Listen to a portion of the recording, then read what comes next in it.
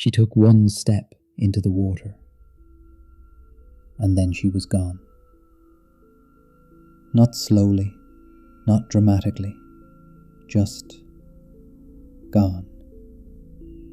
In the time it takes to blink, in the middle of a crowded beach, surrounded by people who knew her name, Sudiksha Konanki vanished. No body, no clear answers, no closure. Just a shoreline that kept moving, indifferent to what it may have taken. Before we talk about what happened at that beach, you need to understand who she was. Because this story doesn't begin at the water's edge. It begins in a classroom, in a family kitchen, in the quiet ambition of a young woman who had mapped out her entire future. Sudiksha Konanki was 20 years old, a sophomore at the University of North Carolina at Chapel Hill, pre-med, driven, the kind of student who didn't just attend class but genuinely cared about where she was heading. By every account from people who knew her, she was grounded, thoughtful, not reckless.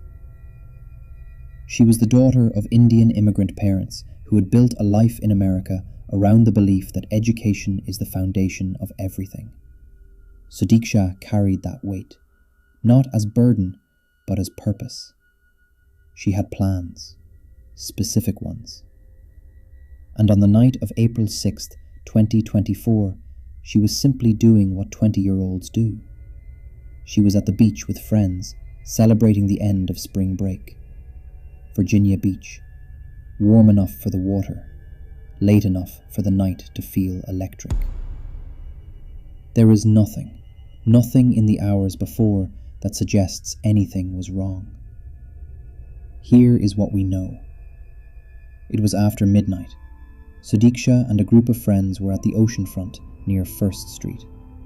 The water was there, the tide was moving, and at some point, Sudiksha waded in.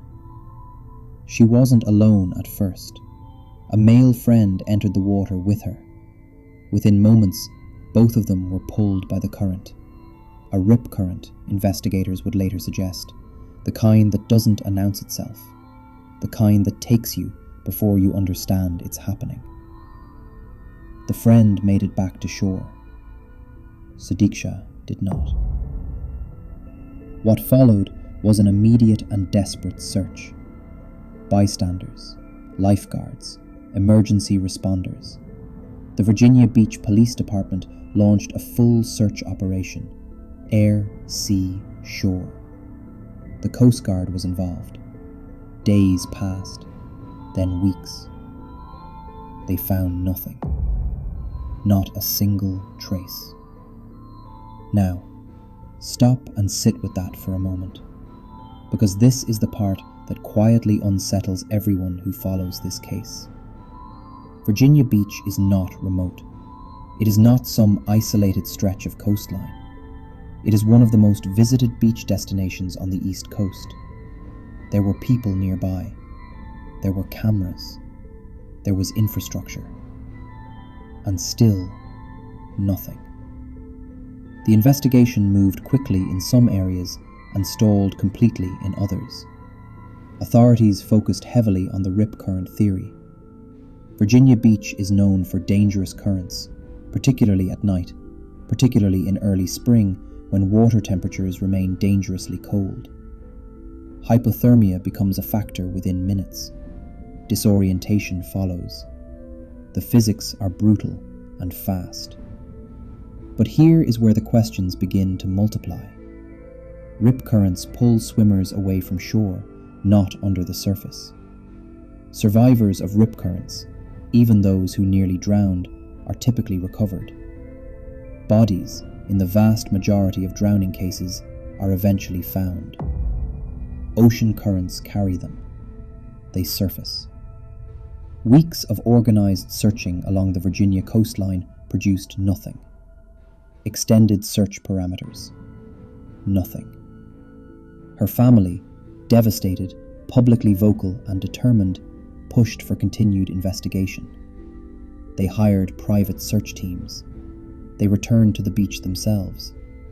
Her father spoke to media with the particular anguish of a parent whose grief has no object to hold on to, no final moment to accept. The case drew significant attention within the Indian American community. Vigils were held. Search efforts were funded by community members across the country. And through all of it, the water kept its silence. There are several theories that people who follow this case continue to debate.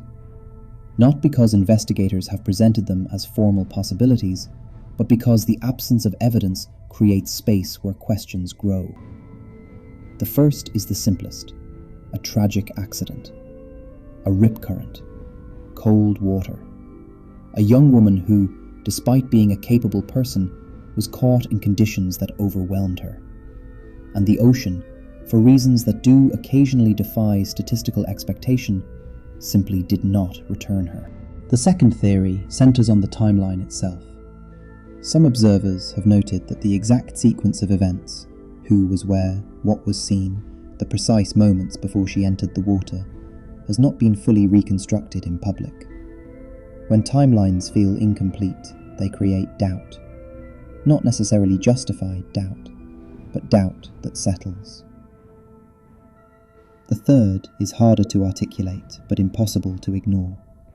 That something happened before she entered the water that night. Something emotional, situational, interpersonal, that has never fully surfaced. People who knew her say this is inconsistent with who she was, and they may be right. But in every unsolved case, there is a version of the story that hasn't been told yet. That doesn't mean it's sinister. It means it's unknown. Unknown is where this case lives. What does it mean for a person to simply disappear? Not metaphorically, not cinematically, literally, to be present and then to not be present, with no clear bridge between the two states. Sudiksha Konanki had a life with real texture, a family that loved her with the particular ferocity of people who had sacrificed to give her everything. Friends who stood on that shore calling her name into the dark. A future that, on April 5th, still existed in full. And somewhere between one moment and the next, all of that was suspended. Not ended in any provable sense, just suspended. Her case remains open. Her family remains without answers.